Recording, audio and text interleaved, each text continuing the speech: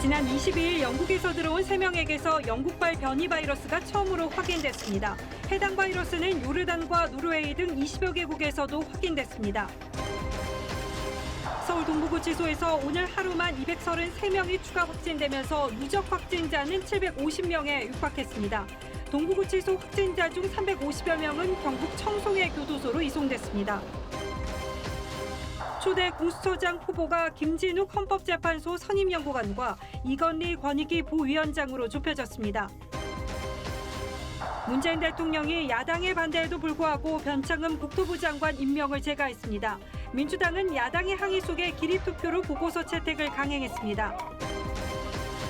문재인 대통령이 국면 전환을 위해 내각과 청와대 개편을 서두르고 있지만 여당 일부에선 윤석열 총장 탄핵 주장을 굽히지 않고 있습니다. 추미애 법무장관도 윤 총장 탄핵 주장을 인용했습니다. 이른 아침 도로 표면에 얇은 얼음막이 끼는 블랙아이스로 경북에서 16중 추돌 사고가 났습니다.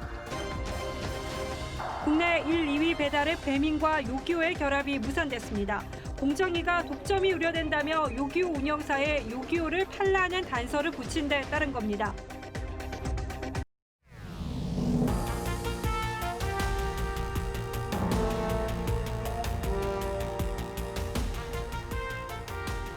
안녕하십니까. 뉴스9의 신동욱입니다. 지난 9월 영국에서 처음 발견된 뒤 유럽과 중동 등 세계 각국으로 빠르게 퍼지고 있는 코로나19 변이 바이러스가 결국 국내에도 유입된 것으로 확인되었습니다. 최근 런던에서 귀국한 일가족 3명에게서 이 변이 바이러스가 한꺼번에 발견된 건데 기존 바이러스에 비해 전파력이 2배 가까이 되기 때문에 방역당국에 초비상이 걸렸습니다. 변이 바이러스가 국내에 확산될 경우 코로나 사태가 통제 불능의 상태가 될 수 있다는 걱정도 나오고 있습니다. 오늘은 여기에 대한 우리 정부의 대책은 뭔지 먼저 집중적으로 살펴보겠습니다. 서영일 기자의 보도로 뉴스9 시작하겠습니다. 변이 바이러스에 감염된 사람들은 지난 22일 영국 런던에서 입국한 일가족 4명 중 3명입니다. 일행 일가족 4분들 중에 3분에서 그 영국에서 보고가 되고 있는 그 변이 바이러스가 저희도 확인이 되었습니다. 이들은 입국 후 공항 선별검사소에서 검사를 받았고 이튿날 가족 모두가 확진됐습니다. 방역당국은 이들의 검체에서 바이러스를 채취해 유전자 염기서열을 모두 분석한 결과 변이를 확인했습니다. 해당 바이러스의 그룹은 GR 그룹이 되겠습니다. D614G는 그간 우리나라에서도 GH 그룹에 포함이 되어 있었고요. 세계보건기구는 유전자 염기서열 차이로 인한 아미노산 변화를 기준으로 S, V, L, G, GH, GR 등의 유형으로 분류하는데 최근까지 국내에서 유행한 유형은 GH 그룹입니다. 4월까지는 S와 V그룹이 다수 확인되었으나 5월 이후에 최근까지는 모두 GH그룹에 속하는 바이러스가 주로 검출되고 있습니다. 변이 바이러스 전염력은 기존보다 최대 70% 더 높은 것으로 알려져 있습니다. 당국은 앞서 13일 영국에서 입국한 뒤 확진된 또 다른 일가족 4명에 대해서도 변이 바이러스 감염 여부를 검사하고 있습니다. TV조선 서영일입니다. 자, 국내 확산 여부는 아직 확실치 않지만 결국 또 뚫린 셈이 됐습니다. 여기서 막는 것이 무엇보다 중요합니다. 방역당국은 일단 영국으로 오가는 직항 여객기 운항 금지 조치를 다음 달 7일까지 연장하고 영국과 남아공 입국자들에 대한 신규 비자 발급도 중단했습니다. 하지만 이미 전 세계 곳곳에서 감염자가 속출하는 상황이어서 이걸로 충분할지는 의문입니다. 이어서 황병준 기자가 보도합니다. 영국으로 가는 직항 여객기는 일주일에 5편입니다. 모두 국내 항공사들입니다. 정부는 이들 여객기 운항을 내년 1월 7일까지 중단시켰습니다. 당초 오는 31일까지 중단하도록 한 조치를 일주일 연장한 겁니다. 변이 바이러스가 빠르게 확산하고 있는 영국과 남아공발 입국자의 신규 비자 발급도 중단하기로 했습니다. 영국발 입국자는 기존 격리 면제에서 발급 제한 기간을 1월 17일까지 연장하여 시행하며 남아공 입국자에 대해서도 동일한 기준을 적용합니다. 또 이 두 나라에서 들어오는 입국자들은 다른 나라를 경유해도 PCR 음성 확인서를 의무적으로 제출하도록 했습니다. 방역당국은 추가 유입을 막기 위해 해외에서 오는 모든 입국자들은 격리 해제 전 추가로 진단검사를 하기로 했습니다. 검사 결과 양성으로 나오면 변이 여부를 가리는 유전체 분석도 한다는 계획입니다. TV조선 황병준입니다. 영국에서 온 변이 바이러스 확진자 가족이 어디서 감염됐는지는 아직도 확실치 않습니다. 방역 당국은 일단 기내 감염 가능성에 주목하고 있습니다. 함께 비행기를 타고 온 사람들은 격리 조치가 됐지만 문제는 승무원입니다. 이에 따라 방역 당국은 승무원들이 접촉한 사람들을 중심으로 추가 조사에 들어갔습니다. 정은혜 기자가 취재했습니다. 변이 바이러스에 감염된 일가족들이 타고 온 여객기에는 다른 승객과 승무원 70여 명이 동승했습니다. 일가족들이 입국 당시 이미 양성이었던 만큼 기내에서 동승객과 승무원들에게 전파됐을 가능성이 있습니다. 승객들은 입국 뒤 2주간 격리되기 때문에 추가 감염자가 나오더라도 지역사회 전파 가능성은 희박합니다. 하지만 기본적인 검역만 받는 승무원이 감염됐을 경우 지역사회 전파 가능성을 배제할 수 없습니다. 승무원에 대해서는 추가적인 그런 접촉자에 대한 조사와 검사를 진행을 하고 있다는 말씀드리겠습니다. 정부는 아직 변이 바이러스가 국내에 퍼지지 않았다고 보고 있습니다. 지난달까지 나온 확진자들의 검체 1,600여 건을 분석한 결과 변이 바이러스가 확인되지 않았다는 이유에서입니다. 하지만 이달 들어 확진된 2만 3천여 명 가운데 검체 분석이 이뤄진 건 5건에 불과합니다.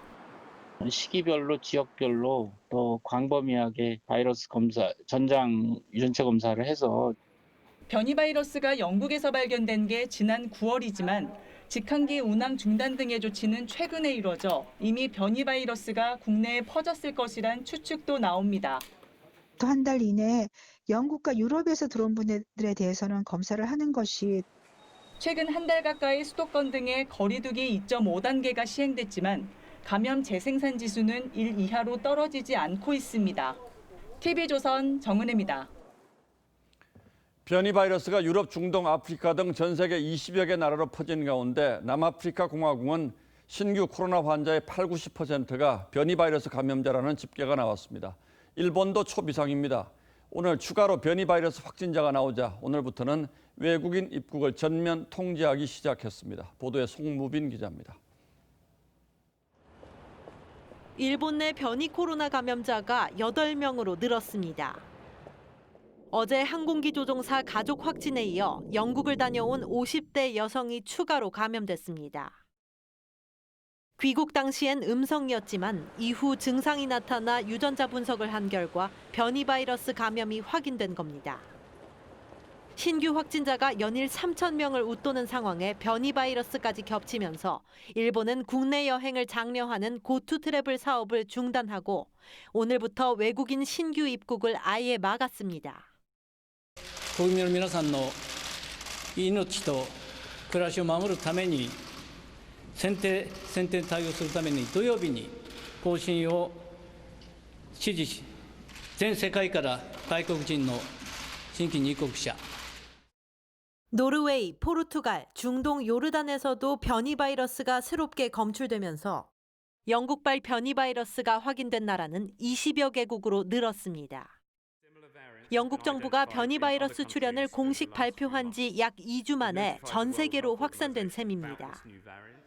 영국과 또 다른 변이 바이러스가 발견된 남아프리카 공화국은 누적 확진자가 100만 명을 넘어섰습니다. 9일 만에 10만 명이 증가할 정도로 가파른 확산세를 보이고 있는데 남아공 보건부는 최근 신규 확진의 80에서 90%가 변이 바이러스 감염이라고 추정했습니다. TV조선 송무빈입니다. 코로나 3차 대유행의 기세가 꺾이지 않고 있는데 큰 걱정거리가 하나 더 등장했습니다. 전문가들 사이에서는 이미 예고됐던 걱정이기도 하죠. 영국에서 들어온 이 변이 바이러스가 왜 무서운지 지금부터 하나하나 따져봐 드리겠습니다. 자, 윤설기 기자, 네. 일단 전파력이 상당히 높다는 거죠? 그렇습니다. 이 변이 바이러스의 전파력은 1.7배 더 높은 걸로 나타나는데요. 전파력이 높다는 건 쉽게 말해 더 많은 사람을 감염시킨다는 거죠. 영국의 경우 변이 바이러스 때문에 감염 재생산 지수가 1.1에서 1.5로 증가했다고 합니다. 예. 확진자 1,000명을 예로 들면 이들이 추가 감염시키는 숫자가 기존의 1,100명에서 1,500명이 됐다는 얘기니까 기존 바이러스와는 큰 차이를 보이죠. 치명률은 아직 파악되지 않고 있지만 일반적으로 바이러스는 변이를 할수록 전파력은 높아지고 이 치명률은 낮아지는 것으로 알려져 있습니다. 자, 그렇다면 중증 환자나 사망자 수는 오히려 더 줄어들 수도 있는 것 아닌가요? 물론 치명률 자체는 낮아질 수 있지만 전문가들이 걱정하는 건 따로 있죠. 발생하는 환자 수 자체가 늘어날 수 있고 그러면 그게 사망자를 늘리는 상황으로 이어질 수 있죠. 통제하기 더 어려운 상황입니다. 즉 변이 바이러스가 이 확진자 규모를 확대시키면 중증 환자와 사망자 규모 또한 커질 수 있다는 거죠. 지금도 병상이 부족해 자택에서 숨지는 경우가 많은데 변이 바이러스에 의해 환자 수가 폭발적으로 늘어난다면 의료 체계가 버티기 어렵다는 것도 이 전문가들의 걱정입니다. 그렇군요. 그런데 또 하나 궁금한 게 이 기존 코로나 바이러스와 이 변이 바이러스는 어떻게 구분을 해낼 수가 있습니까? 네, 기존 검사는 코로나 바이러스의 유전자 조각 일부를 분석했던 반면 이 변이 바이러스에 감염됐는지 여부는 약 3만여 개인 유전체 염기 서열을 전부 검사하는 방식입니다. 변이 바이러스 검사엔 통상 2주가 걸렸는데요. 방역 당국이 기간을 단축한다고는 하지만 퍼지고 나면 통제가 불가능할 수 있다는 우려도 그래서 커지고 있습니다. 아, 검사의 시간이 상당히 많이 걸리는군요. 그렇다면 지금까지 개발된 백신이 이 변이 바이러스에도 효과가 있습니까? 네, 이 전문가들의 대체적인 의견은 아직은 확답하기 어렵다는 겁니다. 다만 기존 백신도 예방 효과가 있을 거라는 관측도 조심스레 나오는데요. 문제는 또 다른 변이가 잇따를 수 있다는 거죠. 백신 접종이 들어가게 되면 변이주들은 급속하게 더 많이 발생을 할 거다. 이렇게 바이러스 그 자체가 백신을 장벽으로 느끼기 때문에 이거를 회피할 수 있도록 진화를. 아, 백신이 나오면 여기에 따른 변이가 또 생긴다, 이제 이런 얘기군요. 그렇습니다. 자, 이렇게 되면 지금까지 우리가 해왔던 방역 대책 그리고 백신 접종 계획 뭐 이런 것들도 총체적인 재점검이 필요하겠군요. 그렇습니다. 예, 윤슬기 기자 잘 들었습니다.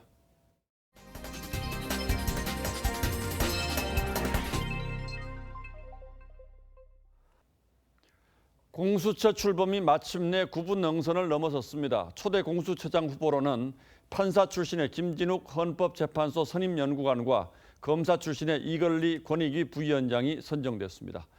당초 2명에 포함됐던 전현정 변호사는 이번에는 빠졌습니다. 추미애 장관이 추천을 했는데 이게 오히려 부담이 됐다는 뒷말이 나왔고요. 야당 측 추천위원들이 표결에 항의하며 중도 퇴장했지만 개정된 공수처법에 따라서 후보 추천을 막지는 못했습니다. 홍현주 기자가 취재했습니다. 6번째 열린 공수처장 후보 추천 회의. 1시간 만에 야당 추천위원들이 회의장을 박차고 나옵니다. 야당 추천위원으로 오늘 처음 참석한 한석훈 위원이 후보 추가를 주장했지만 받아들여지지 않은 겁니다. 정치적 중립을 어떻게 지키느냐가 굉장히 중요하죠. 심사 대상자만으로는 그런 중요한 자리를 맡을 분이 별로 안 보여서. 나머지 5명 위원들은 3차례 표결을 거쳐 김진욱 연구관과 이건리 부위원장 2명을 후보로 선정했습니다. 정치적 중립성과 독립성, 그리고 수사 능력, 그다음에 공수처를 이끌어갈 만한 리더십과 책임감. 추미애 장관이 추천한 전현정 변호사는 직전 회의에서 5표를 얻었지만 오늘은 1표에 그쳤습니다. 야당 추천위원들은 판사 출신 김진욱 연구관이 수사 경험이 없는 데다 법무부 인권국장 지원 이력이 있는 친정부 인사이고 이건리 부위원장은 검사장 출신이지만 현 정부 차관급 인사라 부적절하다는 입장입니다. 다만 이 부위원장은 권익위에서 조국 사건 등의 소신 있는 의견을 낸 적이 있어 문 대통령의 낙점 가능성이 상대적으로 높지 않다는 평가가 있습니다. 독립적이고 중립적이지 않은 공수처장이 임명되는 일을 막기 위해서 모든 노력을 강구할 것입니다. 야당 추천 이헌 위원은 오늘 의결 내용에 대한 무효 소송과 집행정지 가처분 신청을 내겠다고 밝혔습니다. TV조선 홍현주입니다. 자, 이렇게 추천된 2명의 후보 가운데 1명을 문재인 대통령이 이르면 내일 초대 공수처장으로 임명합니다.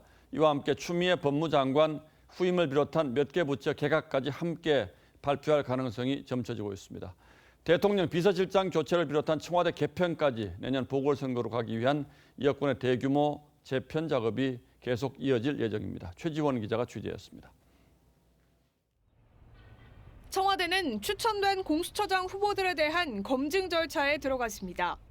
여권 고위 관계자는 공수처장이 결정되면 추미애 법무장관도 자연스럽게 물러날 것이라고 했습니다. 추미애 장관 후임에는 판사 출신인 민주당 박범계 의원이 유력하게 거론됩니다. 추 장관과 함께 성윤모 산업통상자원부 장관, 박양우 문화체육관광부 장관 교체도 거론됩니다. 서울시장 출마로 기운 박영선 중소벤처기업부 장관은 내년 순차 개각 명단에 오를 것으로 전해졌습니다. 지난 주말 이낙연 민주당 대표와 노영민 비서실장은 각각 문재인 대통령과 독대하면서 개각과 청와대 개편 규모를 키워야 한다고 건의한 것으로 알려졌습니다. 내년이면 집권 5년 차를 맞습니다. 느슨해지기 쉬운 마음을 다잡고 더욱 비상한 각오로 국정에 임하겠습니다. 사의를 밝힐 것으로 전해진 노영민 비서실장 후임에는 양정철 전 민주연구원장과 함께 우윤근 전 러시아 대사, 최재성 정무수석, 왕정홍 전 방사청장 등이 후보군으로 꼽힙니다. 차기 대선 출마를 준비하는 정세균 국무총리도 내년 4월 보궐선거 전후로 물러날 가능성이 있는 것으로 알려졌습니다. TV조선 최지원입니다. 문재인 대통령이 변창흠 국토교통부 장관 후보자를 임명했습니다. 국민의힘은 물론 정의당까지 반대했지만 거대 여당은 단독으로 청문 보고서 채택을 밀어붙였고 대통령은 반나절 만에 그대로 재가했습니다. 현 정부 들어 야당 동의를 받지 못한 26번째 장관급 인사입니다. 야당은 입법부인 국회가 통법부로 전락했다며 임명 철회를 다시 한번 요구했습니다. 이태희 기자가 취재했습니다. 민주당 소속 진선미 국회 국토교통위원장이 변창흠 장관 후보자의 인사청문 보고서를 표결에 붙입니다. 표결하면 안 됩니다. 안 됩니다, 위원장님. 국민의힘 의원들은 위원장석을 둘러싸고 강하게 항의했지만 막지는 못했습니다. 역사에 어떤 죄를 짓고 있는지 분명히 인식하세요. 찬성하신 위원님들 일어나 주시기 바랍니다. 여야 합의로 처리하자며 회의를 미룬 지 나흘 만에 기립 표결로 청문 보고서가 국토위를 통과했습니다.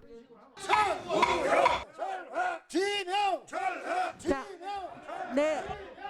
민주당은 변 후보자가 충분히 사과했다며 기회를 주자고 했지만 너무 매도당한 점 있다. 분명히 제가 말씀드립니다. 그렇게 나쁜 사람 아닌 것 같습니다. 국민의힘은 보고서 채택도 전에 김현미 장관 이임식이 준비됐다며 국회가 거수기냐고 비판했습니다. 국회가 입법부가 아니고 통법부로 우리 모두 이렇게 기록이 될 것입니다.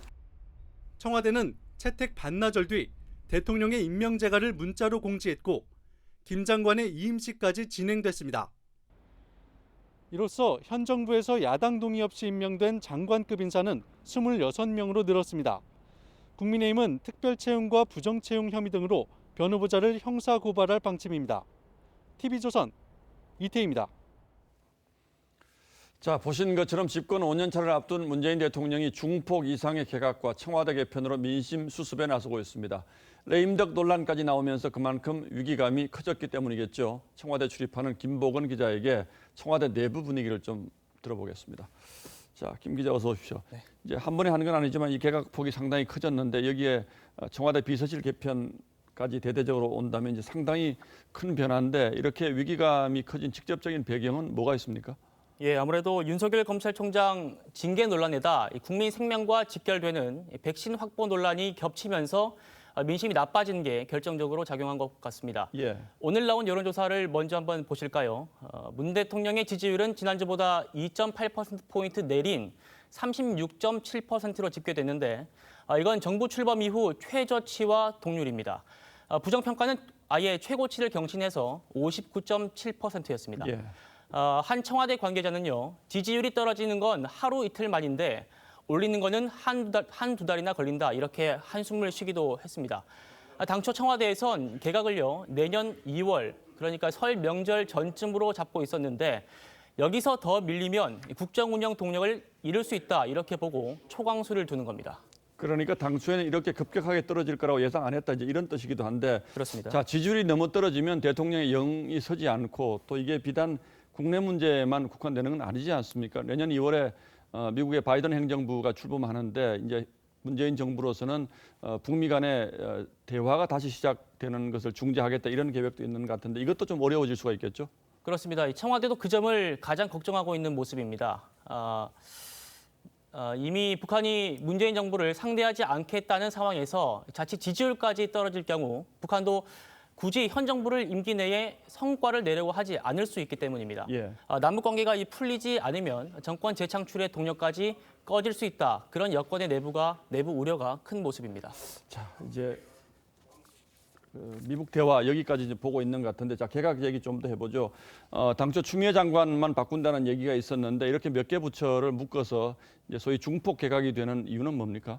네, 아무래도 추 장관만 원포인트 개각을 하게 되면 경질성으로 해석될 여지가 크기 때문입니다. 예. 그렇게 되면 추 장관이 성과를 냈다고 하는 검찰 개혁도 평가절하가 되기 때문에 청와대는 최대한 모양새를 갖추려는 그런 모습입니다.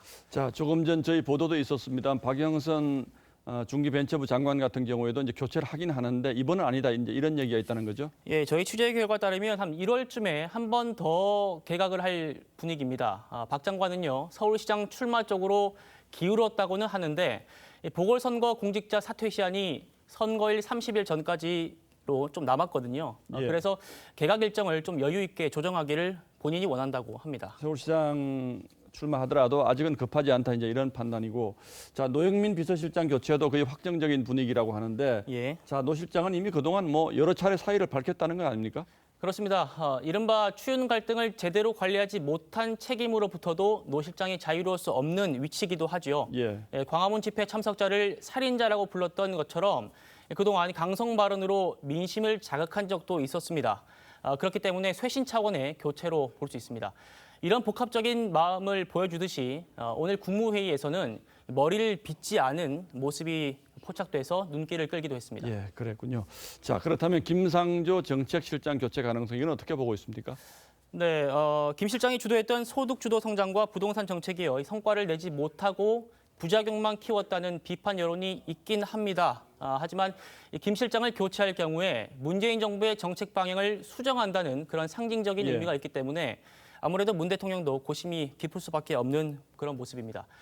청와대 비서실과 또 정책실 개편은요, 이번 개각 이후에 또 내년 초쯤으로 예상이 되고 있어서 아직은 좀 더 변수가 있는 그런 모습입니다. 예, 김 정책실장 경우는 이제 경제팀의 개편을 어떻게 할 것인가 이것과도 맞물려가 있겠죠. 어쨌든 뭐 이번 달 말 그리고 다음 달 사이에 여러 사람들의 이름이 오르내리겠군요. 네. 예, 김보건 기자 잘 들었습니다.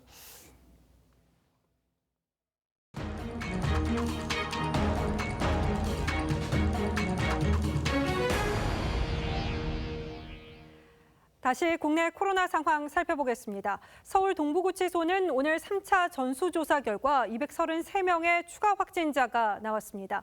동부구치소 한 곳에서만 748명의 확진자가 쏟아진 건데 이런 대규모 감염은 신천지교회, 사랑제일교회에 이어서 역대 세 번째입니다. 주원진 기자가 보도합니다.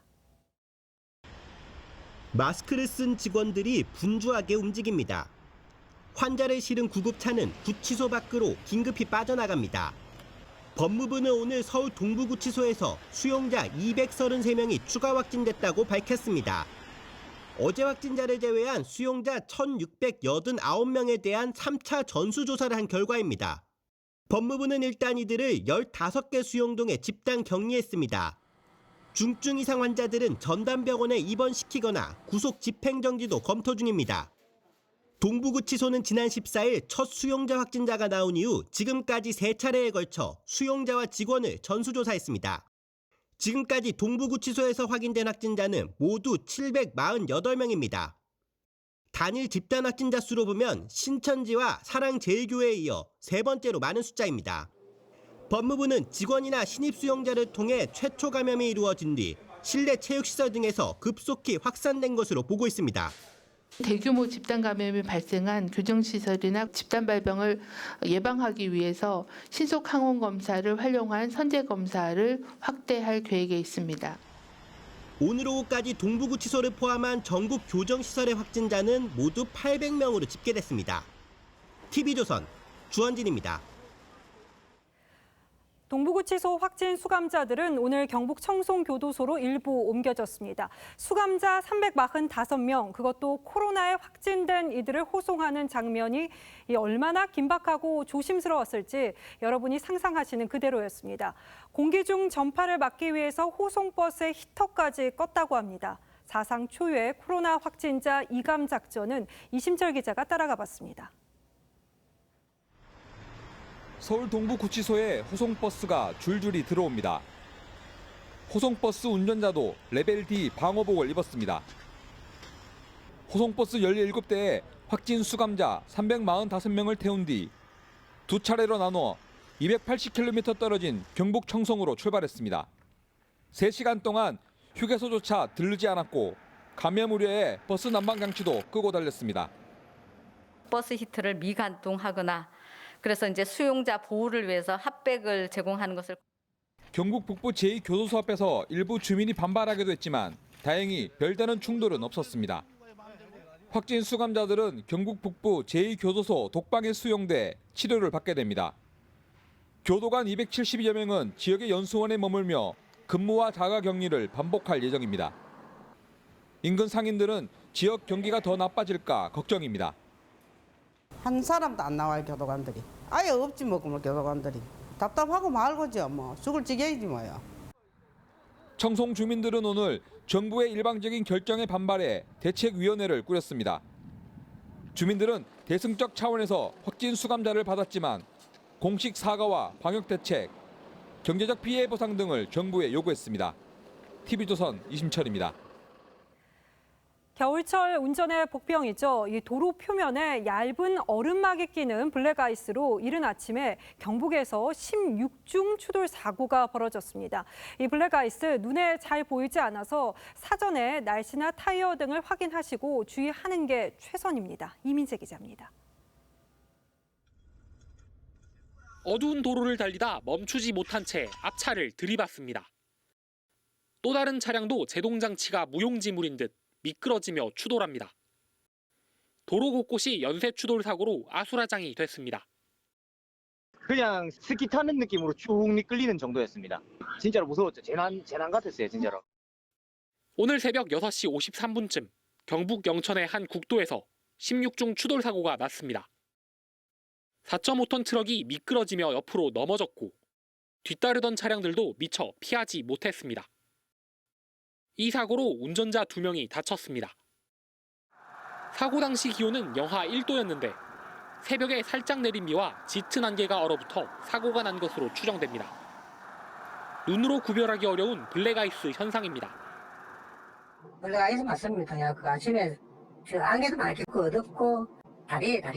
그러니까 이 다른 지역하고 을 확률이 굉장히 높은 거죠. 지난 5년 동안 전국에서 얇은 얼음에 도로가 얼어 일어난 사고는 5,200건에 이릅니다.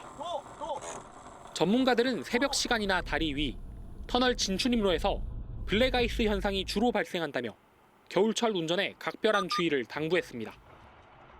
TV조선 이민재입니다. 올 초 만취 여성이 택시를 훔쳐 몰다가 사고를 내서 경찰에 붙잡히는 일이 있었습니다. 절도에 음주운전까지 이 여성에 대한 혐의가 상당했는데 이게 모두 누명이었습니다. 어찌된 일인지 박건우 기자가 취재했습니다. 트럭이 옆으로 넘어졌고 택시는 옆쪽이 심하게 부서졌습니다. 지난 4월 충남 논산 호남 고속도로에서 난 사고입니다. 택시 운전기사 44살 A씨가 도난 신고를 했고 출동한 경찰이 훔친 택시로 50km를 운전하다 사고를 낸 40대 여성을 현행범 체포했습니다. 그런데 재판 결과는 정반대였습니다. 1심 재판부는 오히려 택시기사 A씨에게 징역 3년을 선고했습니다. A씨는 당시 술에 취해 택시 안에서 정신을 잃은 여성을 성폭행하려 한 것으로 드러났습니다. 피해 여성은 택시를 탄 지 3시간쯤 뒤 택시 차고지에서 정신을 되찾았습니다. 위험한 상황임을 느낀 피해 여성이 시동이 걸려있던 택시를 몰고 탈출한 겁니다. 재판부는 A씨가 당시 외진 곳에 택시를 세우고 뒷좌석으로 가는 모습이 담긴 CCTV와 피해 여성에게서 검출된 A씨의 DNA를 증거로 인정했습니다. 검찰은 피해 여성에 대해 택시 절도는 무혐의를, 음주운전 혐의는 기소유예 처분을 내렸습니다. TV조선 박건우입니다. 남양유업 창업주의 손녀인 황하나 씨가 또 마약 투약 혐의로 경찰에 입건됐습니다. 황 씨는 지난해 같은 혐의로 집행유예를 선고받았는데 1년여 만에 또다시 마약 관련 수사를 받게 됐습니다. 정준영 기자입니다. 지난해 7월 남양유업 창업주 외손녀 황하나 씨는 1심 법원에서 마약 투약 사실이 인정됐지만 17차례 쓴 반성문과 초범임을 감안해 징역 1년에 집행유예 2년으로 풀려났습니다. 잘못 저지르지 않고 선행하며 살겠습니다. 죄송합니다. 4개월 뒤 항소심에서 원심이 확정돼 아직 집행유예 기간이 끝나지 않은 상태입니다. 그런데 황 씨가 또 마약류 관리법 위반 혐의로 경찰에 입건됐습니다. 경찰 관계자는 수사가 상당 부분 진행된 것은 맞다면서 구체적 혐의에 대해선 말을 아꼈습니다. 다만 지난 20일 수서경찰서에서 받은 마약 간이 검사에서는 음성 판정이 나온 것으로 알려졌습니다. 황 씨는 이에 앞서 지난 17일 소셜 네트워크를 통해 자해 소동을 공개하기도 했습니다. 경찰은 황 씨를 상대로 추가 검사를 하는 한편 황 씨에 대한 신병 처리 여부를 결정할 방침입니다. 황 씨의 입건 소식이 알려지면서 청와대 국민청원 게시판엔 황 씨를 강력히 처벌하라는 청원이 제기되기도 했습니다. TV조선 정준영입니다.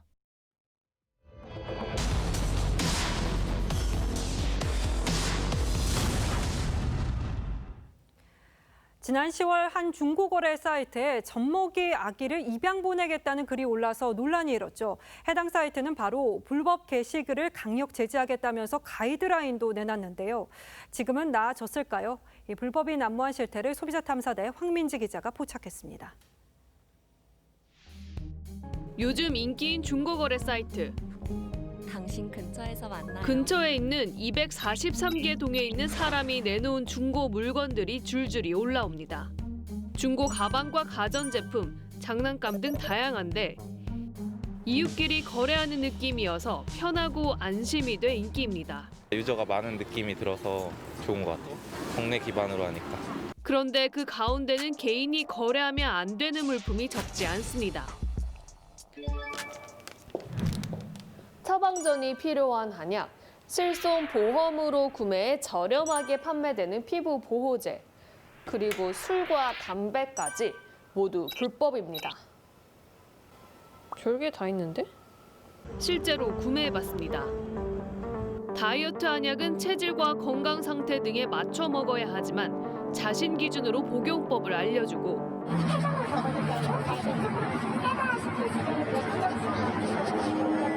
강아지 구충제 펜벤다졸은 불법인 줄 알면서도 팔았습니다. 원래는 거기다 올리면 안 돼요. 올리면 걸린다고 그러더라고요. 모두 불법입니다. 의약품은 약사만 판매할 수 있고 전문 의약품은 의사 처방전이 없으면 약사도 팔 수 없습니다. 최근 3년 동안 온라인 중고시장에서 의약품을 불법 거래하다 적발된 사례는 6,400여 건에 달합니다. 담배와 술을 판매하는 사람도 적지 않은데 미성년자와도 거래합니다. 뭐 혹시 학생들이 뭐 달라고 한 적은 없어요? 지금 2번 팔아봤는데 다 제가 드렸고요. 심지어 라돈이 검출돼 수거 명령이 내려진 매트리스와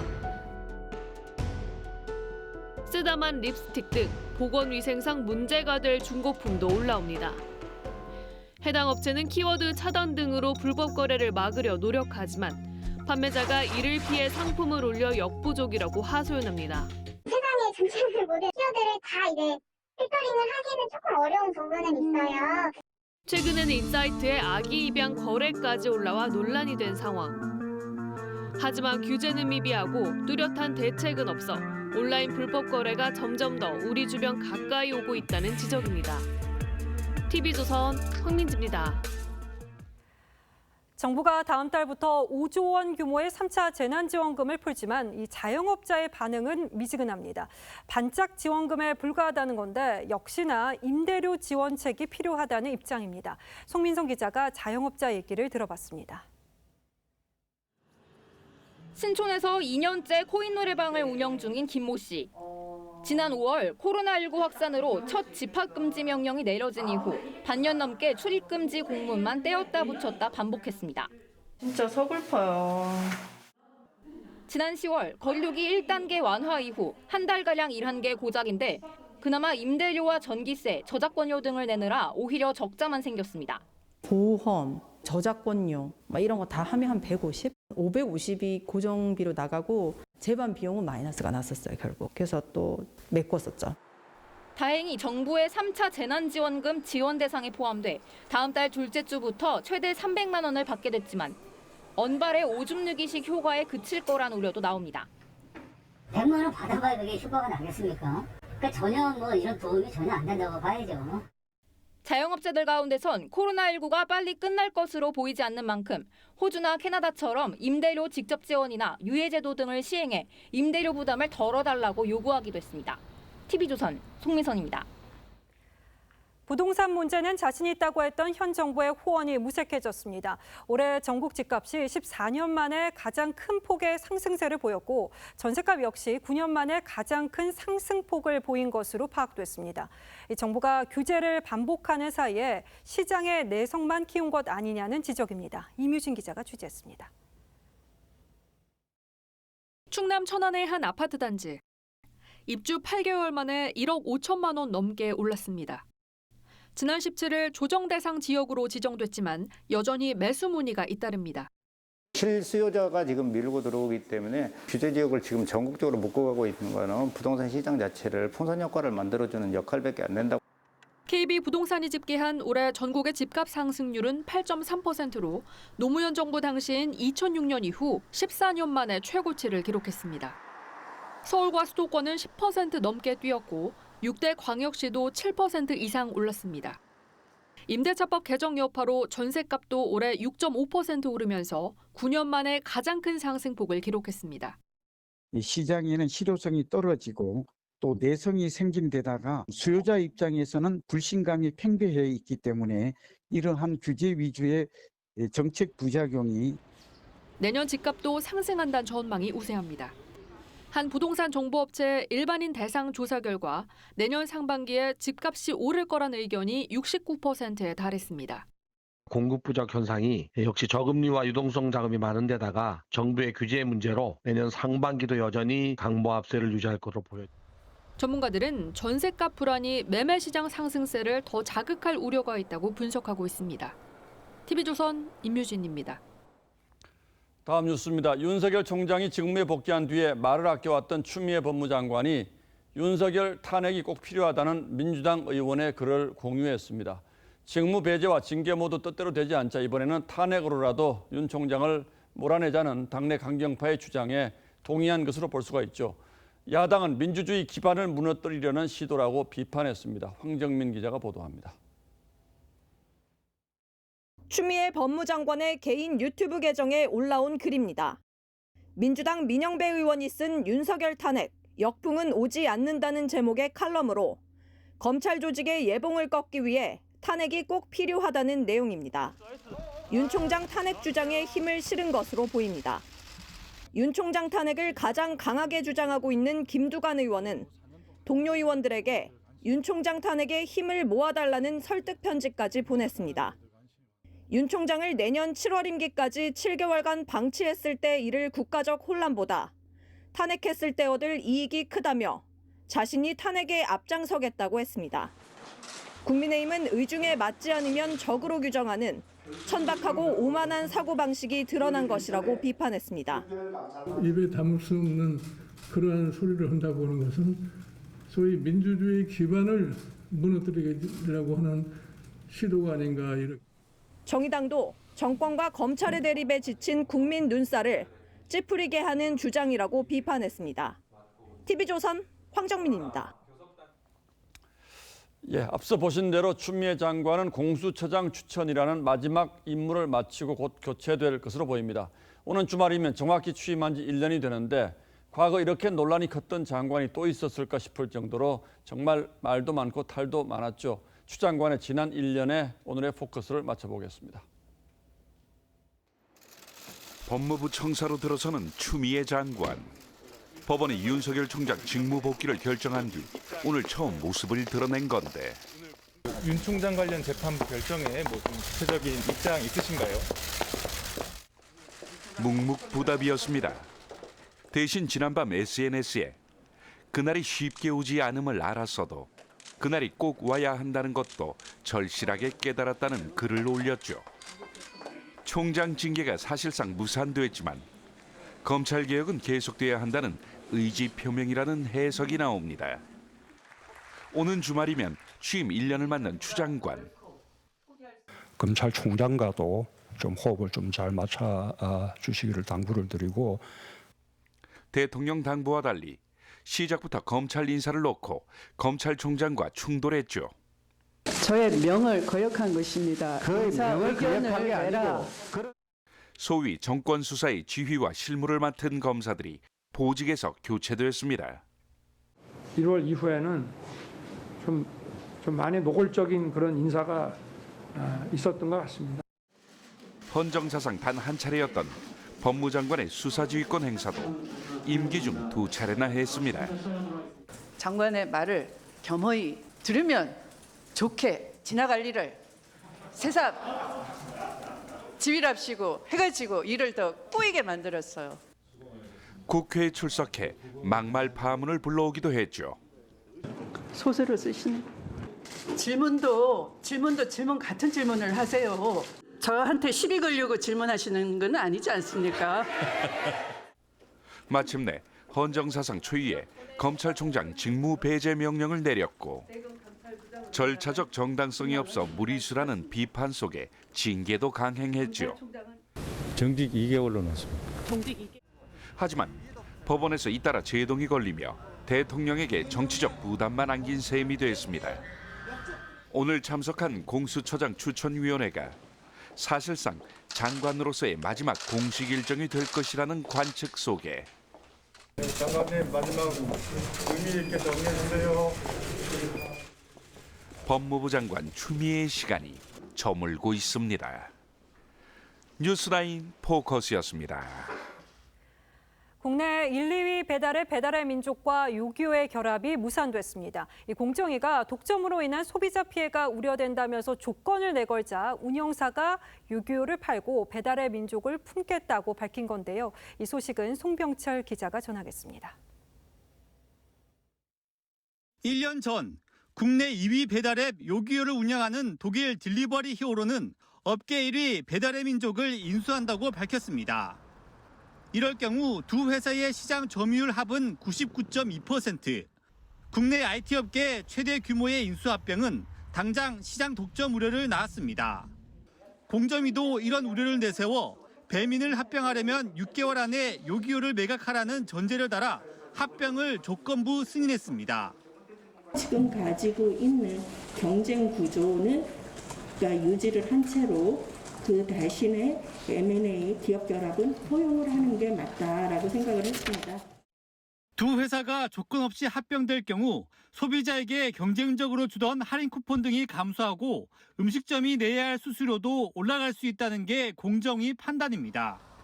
공정위는 매각이 끝날 때까지 요기요 회원이나 배달원도 그대로 유지하라고 명령했습니다. 딜리버리 히어로 측은 공정위 결정을 수용해 요기요 매각 등 향후 절차에 착수한다고 밝혔습니다. 이에 따라 국내 배달앱 2강 체제는 유지될 전망입니다.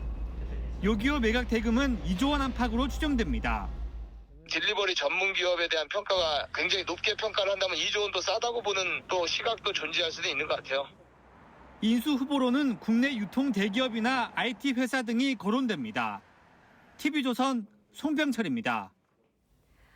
정부가 앞으로 15년간의 전력 수급 계획을 확정했습니다. 석탄 원자력을 줄이고 신재생 에너지와 LNG 활용을 늘려서 에너지 전환을 하겠다는 계획인데 이게 현실성 있는 계획인지 이상배 기자가 따져봤습니다. 검은색 금속판이 빼곡하게 채워져 있습니다. 태양광 발전을 위한 패널입니다. 정부가 2034년까지 이렇게 태양광과 같은 신재생 발전 비율을 40.3%까지 늘리겠다고 밝혔습니다. 원전 석탄 발전 비율을 줄이고 LNG 등을 활용해 에너지 전환을 가속화하겠다는 겁니다. 하지만 신재생 발전을 위한 부지가 걱정입니다. 태양광으로 2,000가구의 전기를 공급하려면 15,000제곱미터의 땅이 필요합니다. 정부의 목표치까지 태양광 발전 용량을 확보하려면 여의도 면적의 160배가 넘는 부지가 필요하다는 얘기입니다. 설치할 부지가 부족하다는 우려에 정부는 건물 옥상, 철로 주변, 폐도로 등의 용지를 활용하면 된다고 해명했습니다. 날씨에 따라 발전량의 차이가 큰 신재생 에너지의 수급 불안정도 문제입니다. 실제 정부가 밝힌 신재생 에너지 실효율량은 10.8기가와트로 설비 용량의 13%에 그칩니다. LNG 역시 탄소 배출량이 0인 원자력과 달리 1기가와트당 온실가스 254만 톤을 배출해 정부가 추진하는 탄소 중립과 어긋난다는 지적입니다. 그냥 시설하고 효율적인 측면에서만 봐도 설득력이 없는 거예요. 전기요금이 2034년까지 10%가 아니고요. 매년 10%씩 올라야지 돼요. 이번 전력 수급 계획에는 탄소 중립 등을 포함한 4차 산업혁명에 대한 전력 사용 예측도 반영되지 않았습니다. TV조선 이상배입니다. 코로나 장기화로 재택근무가 늘었죠. 장점도 있습니다마는 기업으로서는 한계도 있습니다. 이직 준비나 주식 투자를 하는 직장인도 늘고 있다고 합니다. 이정민 기자입니다. 와인잔을 들고 화면에 등장한 사람들. 자, 마십니다. 쌍리. 이렇게 보시는 거 처음이신가요? 재택근무하느라 동료들 얼굴도 제대로 못 본 신입사원들을 위해 한 기업이 연 랜선 회식입니다. 기업 절반 이상은 코로나가 종식돼도 재택근무를 지속하겠다는 입장이고, 이렇게 재택근무를 하는 직장인들에게 물어본 결과 10명 중 8명 정도가 재택근무에 만족하는 것으로 드러났습니다. 출퇴근 시간과 코로나 감염 위험 감소가 주된 이유. 하지만 허점도 있습니다. 직장인 김모 씨는 재택근무를 기회 삼아 최근 이직했습니다. 면접을 이제 4번을 봐야 되면 평일에는 면접을 볼 수 없잖아요. 동료가 상사가 눈치를 챌까 봐 이런 부분이 굉장히 조심스러운데 재택근무를 하면서 준비를 하다 보니까 집에서 일하며 주식 투자를 하는 직장인도 늘었습니다. 월급만으로는 사실 서울의 집 번째 살 수 없는 게 현실이에요. 내가 맡은 업무, 그날 해야 되는 일만 다 해낼 수 있다면 중간중간에 주식을 하는 것도 크게 나쁘다고는 생각하지 않아요. 기업들도 고민입니다. 각자 흩어져서 근무를 하다 보니까 직원들이 일을 지금 제대로 하고 있는지 알기 어렵다는 분들.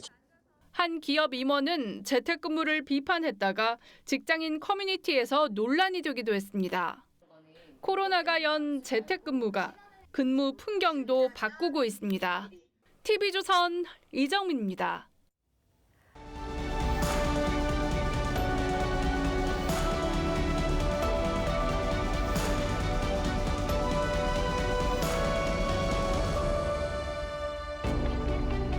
이 아름다운 비단 잉어의 이름은 코이라고 합니다. 어항에서 키우면 새끼손가락만한 피라미로 삽니다. 하지만 강물에 풀어놓으면 1m 넘는 대어로 자라죠. 문태준 시인이 코이를 보며 자문자답합니다. 우리의 마음을 어항에 가둘 것인가, 강물에 흘려보낼 것인가. 편견과 시비심에 사로잡히지 않으면 우리의 마음의 영토는 무한하게 커질 거라고 시인은 말합니다.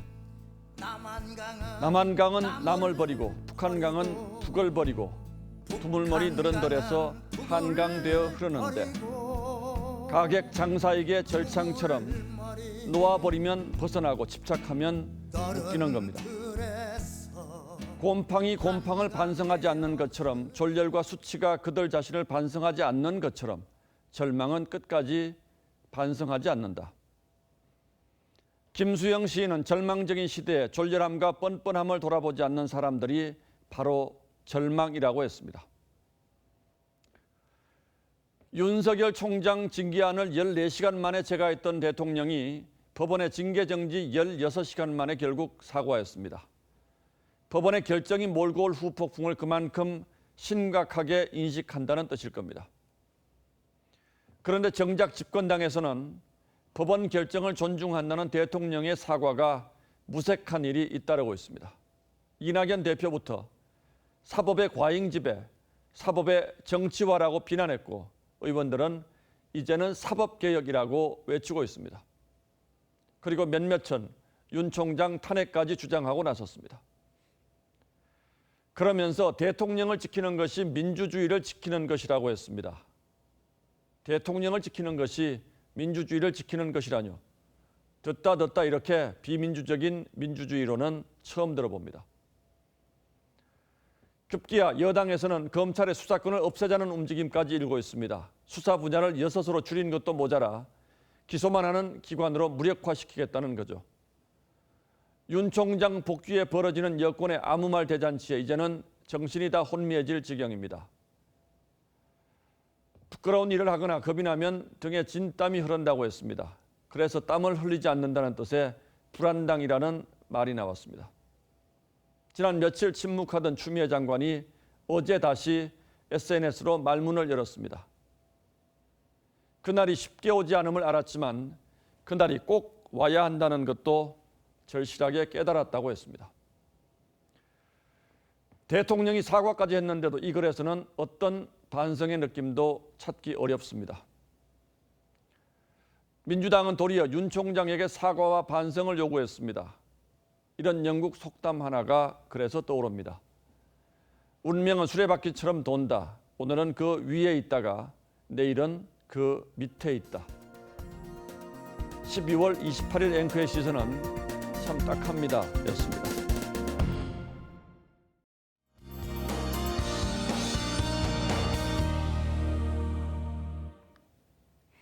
내일 전국에 눈과 비가 내리겠습니다. 중부지방은 낮부터, 남부지방은 오후부터 시작이 되겠고요. 밤에 대부분 그치겠습니다.